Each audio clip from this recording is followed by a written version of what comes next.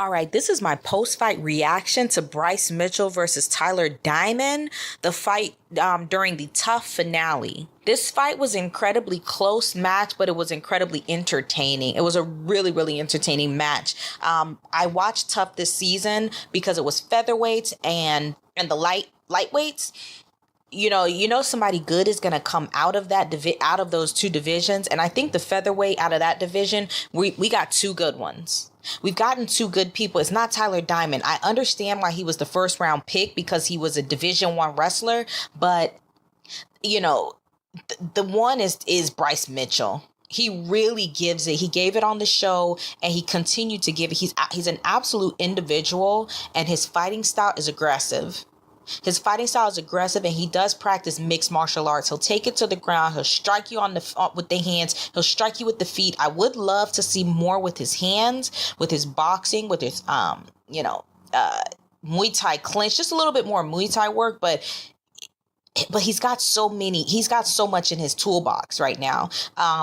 We saw him playing he fought a very, very smart match in terms of, okay, I'm going to strike you up a little bit. And as soon as he got Tyler Diamond interested in the striking, Bryce Mitchell would then go in for the takedown. I really enjoyed seeing those little sneaky takedowns.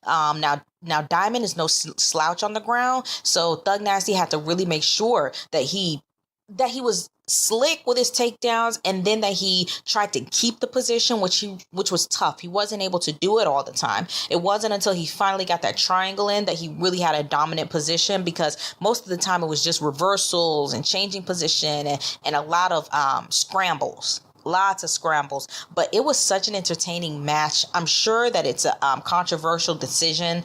I think there were a few boos in the crowd because Tyler Diamond, I thought that he was just going to get ragdolled the whole time, but he really dug it out. He seemed to really dig it out. He seemed to have a lot of toughness in him. He saw himself getting beat up in the first and second round, and the way that he was getting beat up was quite obvious to me. Bryce was like, okay, let's strike. When you want to strike, now I'm going to take you down. I'm going to beat you at what you do best. That's what he was saying. I'm going to actually beat you at what you do best. That's kind of embarrassing to see. So once Tyler Diamond went back to his stool during the second round break, then he came back out in the third round, straight takedowns. I mean, you could hear his corner, take him down. And he took him down, and you could tell that he was a very seasoned wrestler. I mean, he was down there, and he just worked the guy for an entire 5 minutes. So he definitely won that round, maybe 10-8. I forget what the scores were, but it was an incredibly close decision. Bryce Mitchell definitely won that based on his performance in the first 2 rounds anyways. However, I don't care how close this decision is. I want to see Bryce Mitchell. I'm going to be a fan of this guy. He's 23 years old. He's 23 years old, and he has managed to become an individual.